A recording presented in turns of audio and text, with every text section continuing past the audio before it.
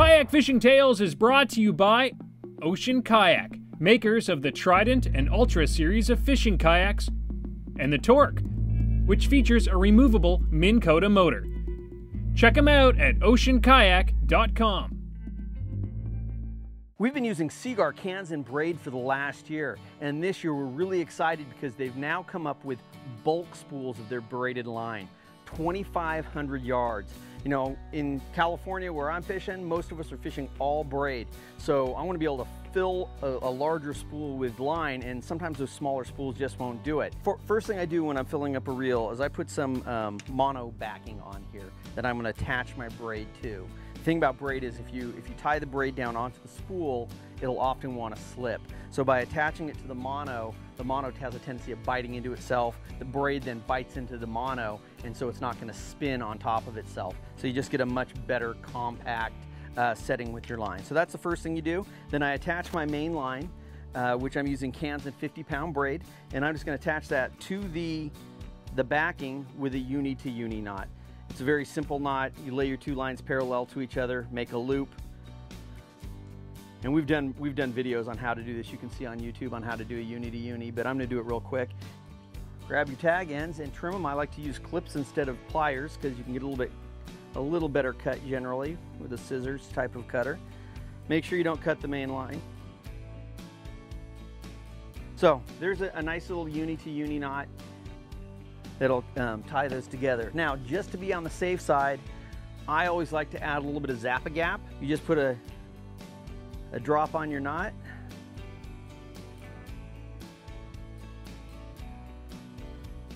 And then just kind of rub it in real quick. Make sure you don't keep your fingers together, but just dab it in a little bit. And you know, the worst thing about doing this is doing these by yourself. So if you have a friend who can help you, that works, or sometimes you have to do it yourself. You want to make sure you keep some pressure on here. And of course you have to have calloused, tough feet like I do. And I can kind of spin it between my toes. And this works pretty good. I'm going to fill this all the way up because I like to go with short top shots of fluorocarbon. I'm going to fill this reel just within the top of it, and then I'm going to go with maybe a 6-foot fluorocarbon leader.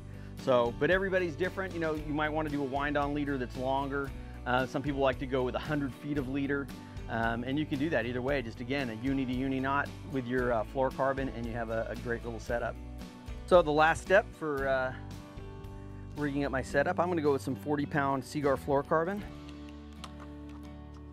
Now there's a lot of different knots you can do here. There's the Spool knot that my buddy Sean showed us how to do in a different video. I tend to just do the uni to uni knot again here. It's a knot that I've been doing forever. It goes through the guides pretty well, and I can make a little bit longer leader. So I can go with a 6-foot, I can go with a 10-foot, I can go through a 20-foot. Just make the leader any length you want. So if you figure I want a minimum of a 6-foot leader, I may put on 12 feet on there, 14 feet. That way, as I get broken off or I want to retie, I whittle it down till I get down to the minimum amount I want, but I don't have to retie every time I need a new leader. And that's how I like to set up my rod and reel with Kanzen Braid and Seaguar fluorocarbon leader. You can see all of our tips at KAYAKFishingTales.com. For outstanding customer service, expert advice, and an extensive selection of quality kayak fishing products, visit Hook One at KAYAKFishingGear.com.